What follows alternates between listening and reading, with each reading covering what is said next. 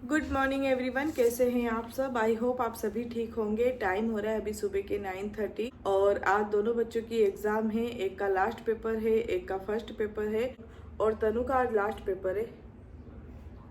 तो ये भी आज फ्री हो जाएगी। काफी इस बार इसका लंबा गैप हो गया पेपर में।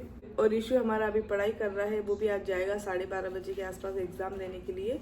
मतलब दोनों ही बच्चे जाएंगे 12:30 बजे के आसपास। और आज है दशा माता का व्रत मेरा, तो पूजा वगैरह भी मुझे करनी है। या तो मंदिर जाके करूंगी या फिर मैं पीपल के पेड़ की जो डाली होती है ना, वही घर पे मंगवा लूंगी और आज घर पे ही मैं पूजा करूंगी। तो चलिए फटाफट से ब्रेकफास्ट वगैरह बना देती हूँ, उसके बाद फिर आगे के काम शुरू करूंगी।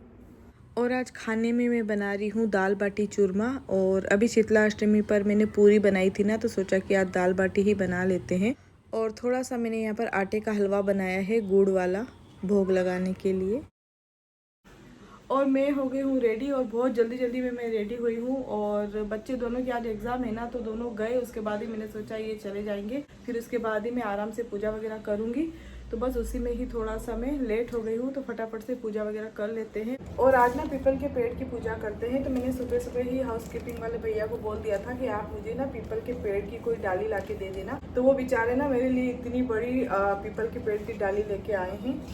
और जैसे कोई मंदिर नहीं जा पाते हैं, कहीं दूर होता है, कोई ले जाने वाला नहीं होता है, तो इस तरीके से आप भी पीपल की घर पे ही डाली मंगवा के पूजा कर सकते हैं।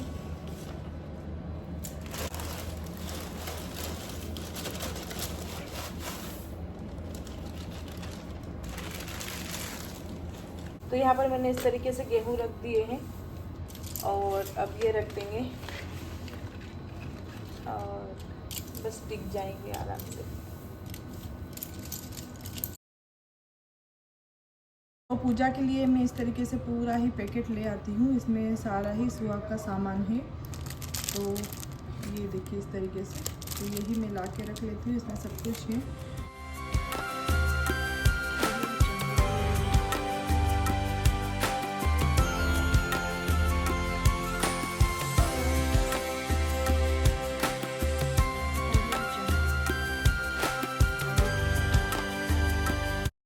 और जब मैं पूजा की तैयारी कर रही थी ना, तभी मम्मी का फ़ोन भी आ गया था कि सब पूजा करने के लिए गए हैं, अब तू भी पूजा कर लेना। और गांव में तो क्या होता है, सभी जो भी बिननियाँ होती है ना, सब इकट्ठे होते हैं, फिर पीपल के पेड़ की पूजा करने के लिए जाते हैं सभी इकट्ठे होके। तो अच्छा लगता है, सब एक साथ जाते हैं पूजा करने के लिए और अच्छे से तैयार होके। और पूजा करके जब घर आते थे, उसके बाद फिर मेरे दादी साहब सबको कहानी सुनाते थे दशा माता की।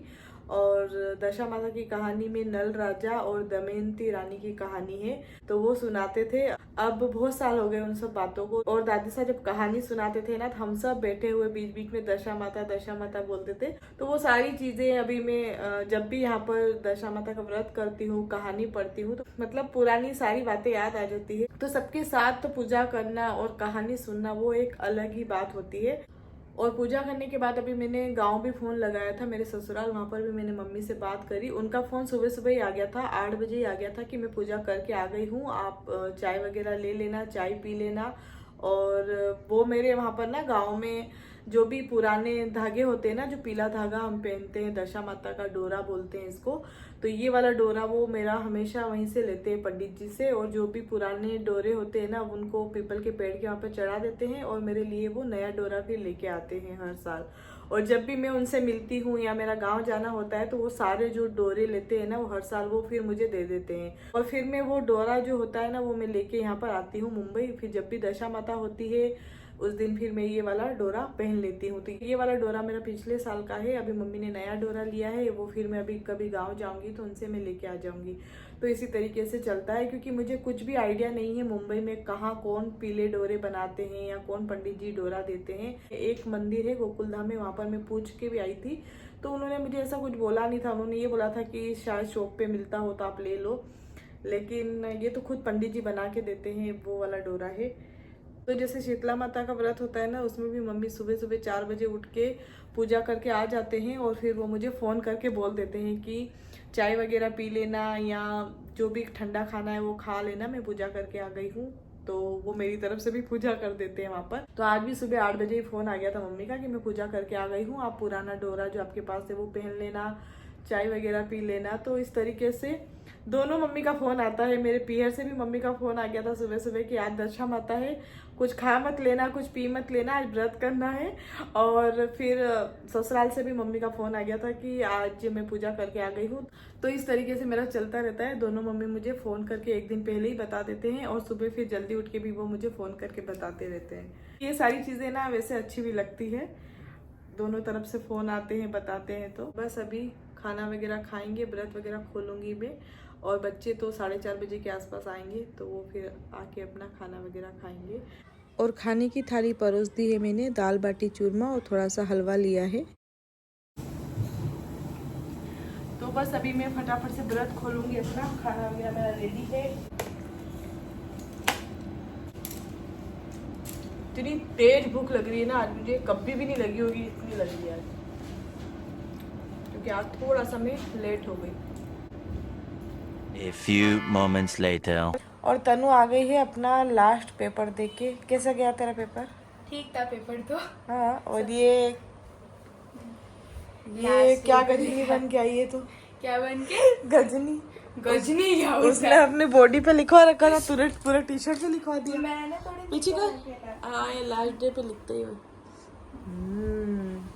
अब इसको अच्छे से धो सरफ से या नहीं, तो यादगिरी के लिए इसको रखेगी? ऐसे ही रखा रहने दो। इसको ऐसे ही रखे। वैसे भी अभी ये यूनिफॉर्म कुछ काम तो आएगी नहीं। हाँ, पास तो हो ही जाएंगे, तो यूनिफॉर्म काम की नहीं है। क्या क्या लिखा है? हाँ, मतलब तीनों मेरे फ्रेंड्स ने लिखा। आगे भी तो है ये।